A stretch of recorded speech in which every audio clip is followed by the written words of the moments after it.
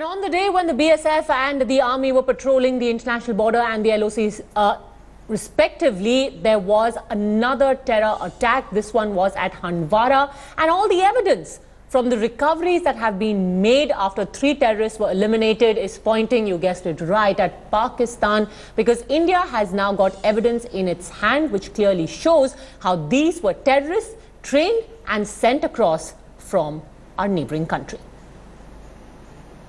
A terror bid foiled by the Indian Army, and right now on display here is the items that have been recovered by the 3 terrorists, those who have been gunned down by our security forces. The entire bid of the terrorists was to storm the camp. They are believed to be Pakistanis, Fedayeen, those who had come across the border, and you can see the recoveries that have been made. Let me just take you through from step by step what we have here. These are the gloves that have been recovered from those 3 terrorists. There are ropes here, dry fruits, usual material that these terrorists carry with them, instant energy, biscuits, dry fruits. You can see some almonds here along with some other dry fruits and biscuits.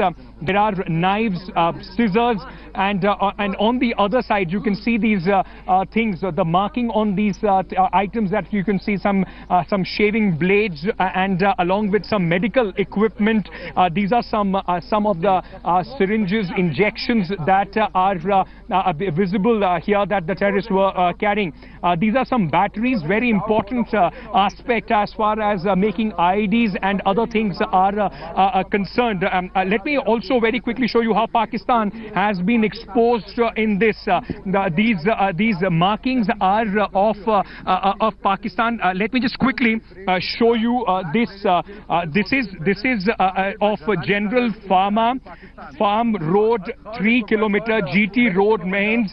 This is from Gujranwala, Pakistan. You can see here Gujranwala, Pakistan is what is written on these crepe bandages. So these are of course of Pakistan marking, along with these medicines. These are the mobile phones that these terrorists were carrying, and you can see the communication equipment that they were carrying, walkie-talkies, mobile phones, along with these jackets, these utility jackets that the terrorists were wearing. There are these GPS sets along with the walkie-talkies. These maps have been recovered by the security forces from these terrorists. Along with that, you can also on the other side see the diaries and other equipment that have been the things that have been written in Urdu, some coded language here of possibly the terror, the markings and the target that they were given. Apart from that, some Indian currency has been recovered, and very important to see those AK-47s, the assault rifles, 2 of them with the under barrel grenade launchers. Those who are modified rifles that are there, plus these you can see these bullets that have been found, the cartridges, the magazines there. You can see some bullet holes. They of course must have been ensued when these terrorists were gunned down. All this have been recovered from the terrorists. I can also show you these things, these medicines that have been recovered. Most of them have in fact Pakistani marking, and apart from these things that you see, in fact the shaving blade and other batteries and all very clearly marked from Pakistan. These are Chinese batteries, other pouches and equipment. So very clear indication that these terrorists were from across the border. What sources are telling us, these were 3 Fedayeens from across the border, Pakistani Fedayeen. Their main aim was to try and enter the army camp like they did in Uri and inflict maximum damage. Security forces on the alert thwarted this attack and killed 3 of these terrorists.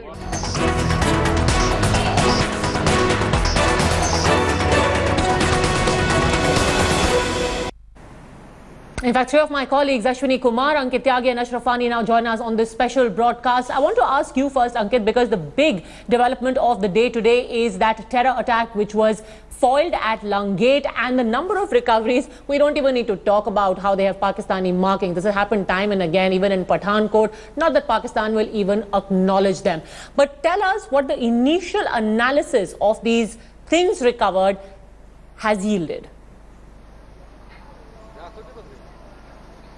Well, this is the exclusive information that we are breaking on India Today, and this has come from the people, those who were involved in this operation.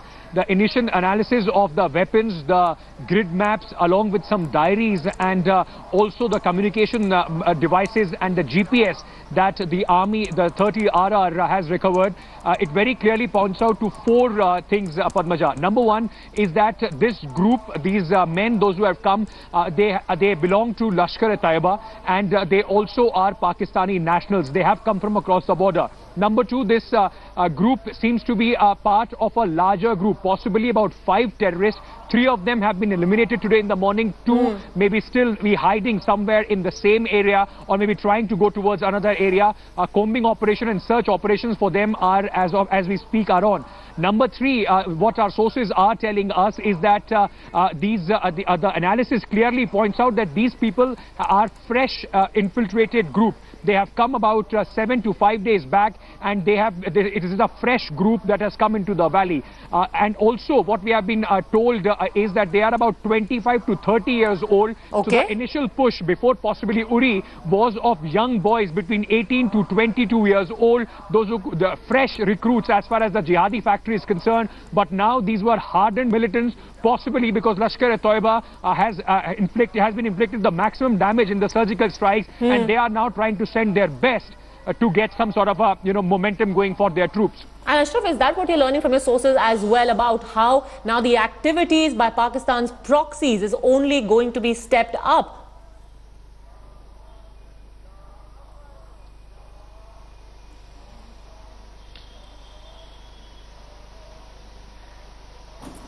Ashraf, the question was for you. What are you learning from your intelligence sources about how Pakistan's proxies are now trying to wage this war on their behalf?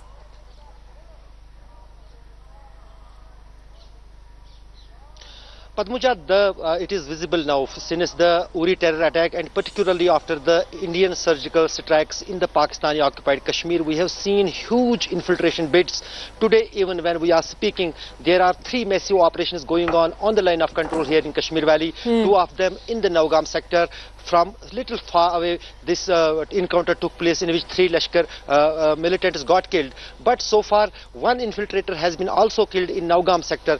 During the night, there was attempt by the infiltrators to get infiltrated into Jammu and Kashmir that was supported by the Pakistani army. There was exchange of fire, but that was retaliated by the Indian army, and now the massive operation, search operation, is thereon. And also same way in the Rampur sector, that is near Uri, there was also an infiltration bid made by the militants across LOC. That has been foiled, and army is also searching there for the possible infiltrators in area. This whole patch of line of control is very densely forested, and this is the time only when maximum infiltration could take place, and probably Pakistani army is supporting them. And after the first snowfall in these peaks, then the infiltration is not possible. That is why more and more terrorists are being pushed in the Jammu and Kashmir state, but army is aware of it, and they are taking the preventive steps, the extra grid of alertness on the line of control around the clock 24/7. That is why these achievements are being get by the Indian army on line of control and around army. In fact, Ashwini, repeatedly at the line of control, they are being repelled. The infiltrators and the people who are providing them training, logistics and support are being repelled, which is why the rangers along the international border are trying to keep that border alight. Repeated and increased ceasefire violations. Is that what you've observed in the recent past?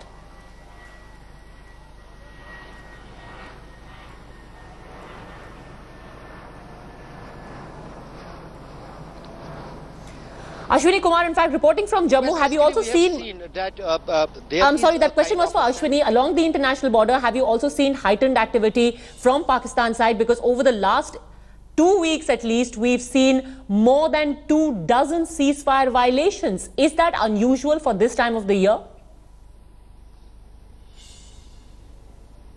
Yeah, this is a clear-cut indication that the intelligence people, they are giving information to the army and the BSF that continuously daily reports are coming on the line of control and international border. Pakistan has directed the all jihadi group, including Jaish-e-Mohammed and the Lashkar-e-Tauba, including the Hizb Mujahideen also, to push back more terrorists inside the Jammu and Kashmir, and they have been directed to target the important places, including the army camps, and they should be demoralized, police stations, and even schools also. So that is the reason that the international border is not so active till now. There is no fire from the Pakistani Ranger, but the around 250 kilometer line of control from Palawala to Poonch is too much active, that at least 4 sectors are daily active, and they are firing, and number of terrorists, armed terrorists, that is 100% trained people, those who have fought in the Fata Valley and other things, they have been taken here, and they will be pushing them